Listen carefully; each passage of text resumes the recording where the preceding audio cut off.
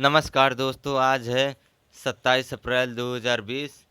Sharma online academy current affair की दुनिया में आप लोग का स्वागत करता है। तो चलिए शुरू करते हैं।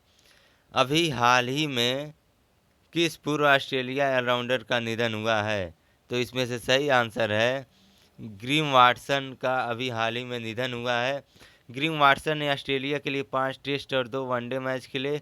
वे मुख्य रूप से मध्य क्रम के बल्लेबाज और मध्यम गति के गेंदबाज थे, जिन्होंने 1967 से 1972 के बीच टीम का प्रतिनिधित्व किया। वे देश के प्रमुख घरेलू टूर्नामेंट शेफील्ड शील्ड में 3 पक्षों के लिए खेलने वाले पहले ऑस्ट्रेलियाई क्रिकेटर थे। चलिए दूसरे क्वेश्चन की ओर हम लोग बढ़ते हैं। अंतर्राष्ट्रीय चेरनोबिल आपदा स्मरण दिवस कब मनाया गया? तो हर अंतर्राष्ट्रीय चेरनोबिल आपदा स्मरण दिवस हर 26 अप्रैल को मनाया गया। इसका दूसरा नाम रिमेम्बरेंस डे भी है। संयुक्त राष्ट्र ने 26 अप्रैल को अंतर्राष्ट्रीय चेरनोबिल आपदा स्मरण दिवस घोषित किया। इस दिन को 1986 की परमाणु आपदा की 30वीं वर्षगांठ के अवसर पर पहली बार 2016 में मनाया गया था। यह 1986 के चेरनोबिल आपदा के परिणामों और परमाणु ऊर्जा के जोखिमों के बारे में जागरूकता बढ़ाने के लिए हर वर्ष मनाया जाता है। चलिए अगले क्वेश्चन की ओर हम लोग बढ़ते हैं। विश्व बौद्धिक संपदा दिवस कब मनाया जाता है? तो विश्व बौद्धिक संपदा दिवस हर साल 26 अप्रैल को मनाया जाता है। यह दिन बौद्धिक संपदा की रचनात्मक और नवाचार को बढ़ावा देने की भूमिका को समझाने के लिए हर वर्ष मनाया जाता है। चलिए अगले क्वेश्चन की ओर हम लोग बढ़ते हैं। CSIR IICT ने किसके साथ समझौता किया है? तो CSIR IICT ने लक्साई लाइफ साइंसेज के साथ समझौता किया है। तो हैदराबाद की कंपनी के साथ सहयोग का उद्देश्य चीनी आयात पर भारतीय दवा क्षेत्र की निर्भरता को कम करने के लिए है। दोनों कंपनी कोविड-19 के खिलाफ लड़ाई में इस्तेमाल होने वाली दवाओं के संश्लेषण के लिए काम कर रही हैं। तो देख लेते हैं इसमें CSIR IICT का फुल फॉर्म क्या है। CSIR का full form council of scientific industrial research है, और IICT का फुल फॉर्म है Indian institute of chemical technology. इसकी स्थापना 1944 में हुआ था। इसके डायरेक्टर हैं श्री वरी चंद्रशेखर, और यह हैदराबाद तेलंगाना में स्थित है। और दूसरी कंपनी है लक्साई लाइफ साइंसेज। इसकी स्थापना 2007 में हुआ था। तो चलिए अगले क्वेश्चन की ओर हम लोग बढ़ते हैं।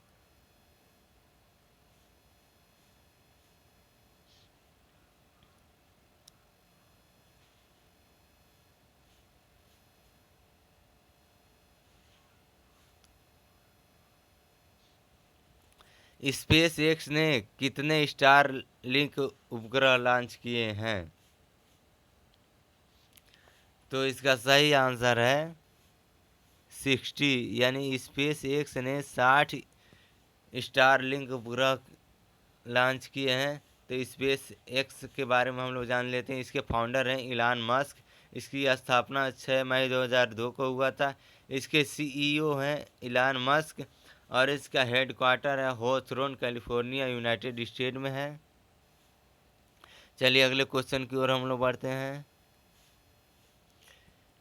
सरकार ने सरकारी कर्मचारियों और पेंशन भोगियों के लिए महंगाई भत्ता बढ़ोतरी में निम्नलिखित तारीखों में से किस तारीख तक देरी की है? तो इसका सही आंसर है 1 जुलाई 2021 तक देरी किया गया है। चलिए अगले क्वेश्चन की ओर हम लोग बढ़ते हैं।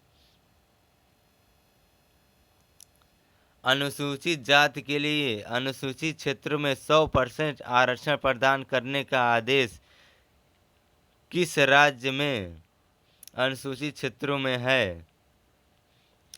तो इसका सही आंसर है आंध्र प्रदेश। तो आंध्र प्रदेश के बारे में हम लोग जान लेते हैं। आंध्र प्रदेश का राजधानी है अमरावती और हैदराबाद। इसके गवर्नर है विश्वभूषण हरिचंदन, और इसके चीफ मिनिस्टर हैं, इस राज्य के चीफ मिनिस्टर है YS जगमोहन रेड्डी। चलिए अगले क्वेश्चन की ओर हम लोग बढ़ते हैं।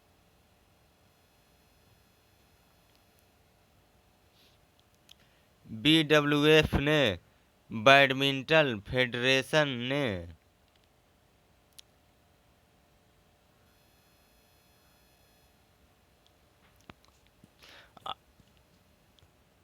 बैडमिंटन जागरूकता अभियान के लिए किस भारतीय शटलर को राजदूत के रूप में नियुक्त किया है? यानी कि BWF ने बैडमिंटन जागरूकता अभियान के लिए किस भारतीय शटलर को राजदूत के रूप में नामित किया है? तो इसका सही आंसर है PV सिंधु। तो BWF का फुल फॉर्म है बैडमिंटन वर्ल्ड फेडरेशन। इसका हेडक्वार्टर है कुआलालंपुर, मलेशिया, और इसकी स्थापना 1934 में 5 जुलाई को हुआ था। चलिए अगले क्वेश्चन की ओर हम लोग बढ़ते हैं।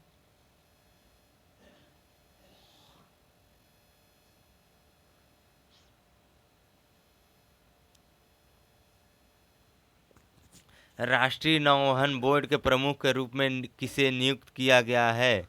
तो इसका सही आंसर है मालिनी शंकर को राष्ट्रीय नौवहन बोर्ड के रूप में नियुक्त किया गया है। सरकार द्वारा पुनर्गठित किया गया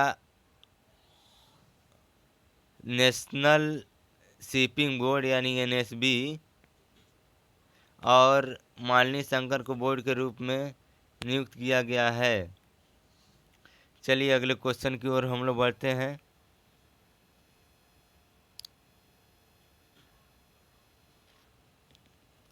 विश्व बैंक के प्रेषण के अनुसार 2020 में निम्न और मध्यम आय वाले देशों के प्रवासियों द्वारा घर भेजने के लिए कितने प्रतिशत की गिरावट आई है? तो इसमें से सही आंसर है 25% की गिरावट आई है। तो इसमें से शब्द आया विश्व बैंक। इसकी स्थापना 1944 में हुआ था।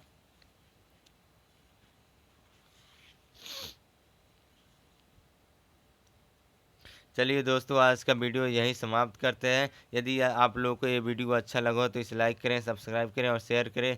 जय हिंद, जय भारत।